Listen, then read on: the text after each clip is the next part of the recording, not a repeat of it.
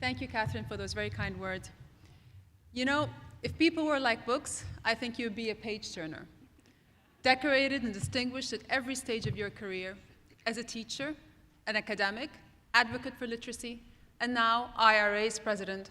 You have inspired people of all ages and abilities, especially those who don't know the joy of writing their name or reading the opening sentence in a novel.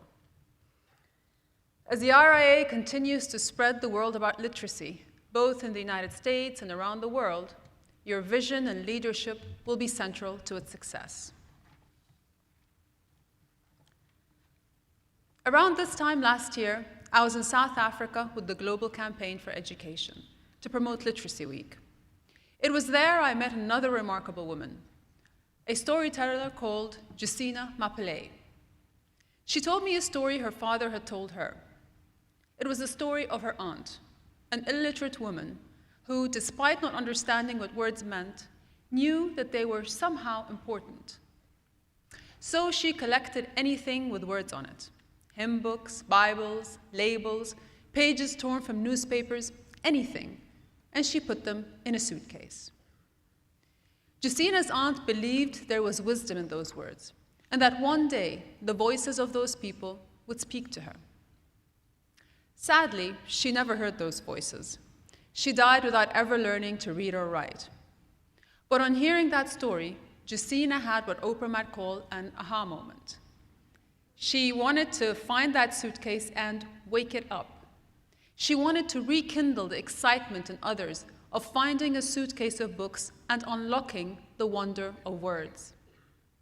She wanted to take books to schools in rural villages all over South Africa so that even the most impoverished children would learn to read and write.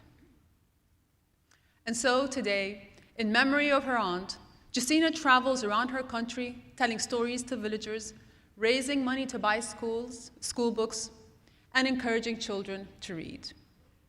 Everywhere she goes, she leaves behind a suitcase of books because she believes literacy is luggage for life, the kind you want to carry around. I agree, and I know that all of you do too. So do the nearly 760 million illiterate men and women around the world. Because being able to read and write is more than spelling your name or reading a road sign. Literacy lifts lives.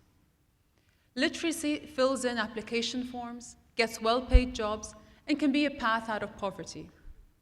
Literacy accesses the internet, teaches hygiene, and wards off disease. Literacy empowers, makes people more confident and more able to improve the lives of those around them. And literacy enriches. It can help us appreciate other people and other cultures. Because for all the shared progress, for all the technology narrowing the spaces between us, and for all the ease with which we can cross borders and time zones, I worry that today our global community is fraught with fractures and in some places, even chasms. Much of that can be traced back, understandably, to the horror of 9/11, a day which rocked humanity, an ugly day which distorted the relationship between the Muslim world and the West for who knows how long. In fact, one of the cruelest legacies of 9/11 is the suspicion we now carry in our hearts, the intolerance that now informs our decisions, and the mistrust we feel when we see new faces and places. And in an increasingly diverse and multicultural society, that's a problem for everyone. I wonder what you really thought when you heard that an Arab and Muslim woman from the Middle East was talking to you today. Will she be wearing black? No. Will her head be covered? No. Will we see her face? Certainly. Do women in her country drive? Yes. Does she hate America? Not at all. And the list goes on. I've heard them all before. Some of them even make me laugh, like, can she work? My office in particular loved that one. But I sober up quickly when I realize that around the world there are millions of people who don't think those are punchlines to a joke. And I feel downright depressed when I read surveys, like a recent Gallup poll, which found that more than 4 in 10 Americans, that's 43%, admit to feeling at least a little prejudice towards Muslims. Nearly 1/3 of Americans say their opinion of Islam is not favorable at all. 2/3 of Americans tell Gallup that they have either very little knowledge or none at all about Islam. But guess what? Amongst those who actually knew a Muslim, opinions were much more favorable. Misconceptions melted away. It shouldn't be a revelation, get to know someone before you judge them, but it is.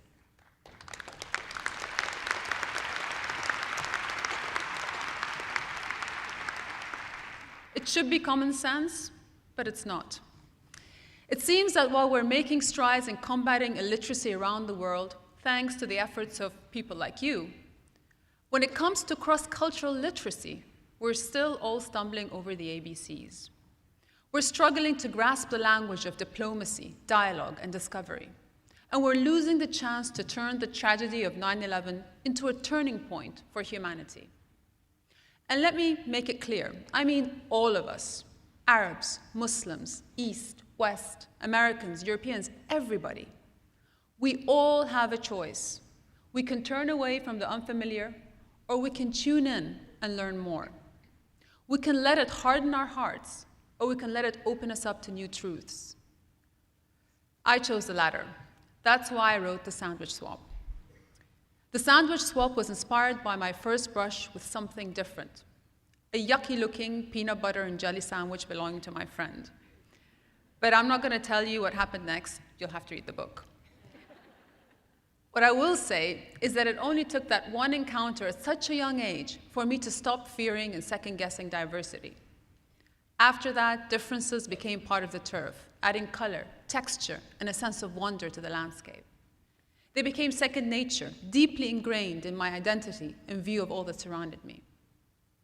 I remember Sangeeta, my Indian girlfriend, inviting me to her home, and my fascination with the style, colors, and fabrics in which her house was decorated. She showed me the different oils she used in her hair to keep it soft and shiny. I remember a friend from Sudan who invited me to her sister's henna night, and how I marveled at the intricate patterns that were so carefully and artistically tattooed on her palms. I remember accompanying my parents to their American friend's house for Thanksgiving dinner.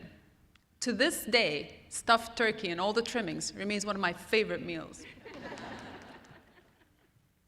My point is that as literacy empowers us, cross-cultural literacy enriches us. Alfred Lord Tennyson summed it up when he said, "I am part of all that I have met." And once you are a part of everyone you have met, you are more likely to understand them, empathize with them, not prejudge them. You're more likely to be friends with them. Now, of course, it's impossible to meet and get to know everybody, but we can all reach out to people we've perhaps shied away from in the past. You know who I'm talking about. The neighbor across the fence, the guy in the canteen, the mother who picks her child up at the same time as you. If we think about it, we know we can all do more. I'd especially like to see us doing more in classrooms. Did you know that between KG and year 12, our kids spend around 16,000 hours in school? That's a formative force shaping our children's lives. And within schools, teachers have a very special part to play in America, the world's powerhouse.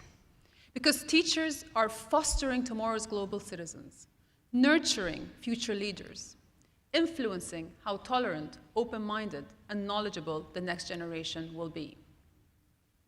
Just look at how Barack Obama's teachers helped change US history and improve the image of America abroad. Who knows who sits in your classroom today?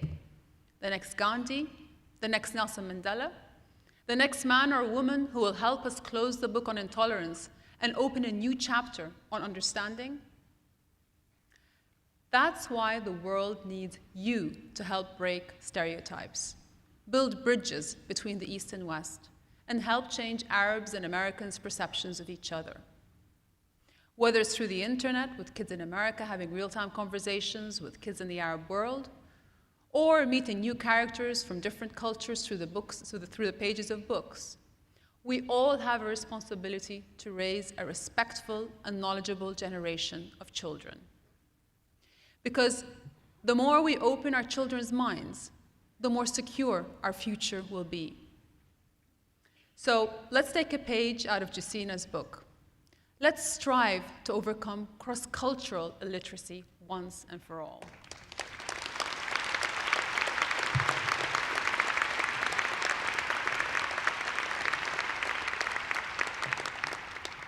And let's promise that whatever our destination, when we open our suitcases, we'll unpack compassion, forgiveness, knowledge, and respect, and begin a new journey together. Thank you all very much.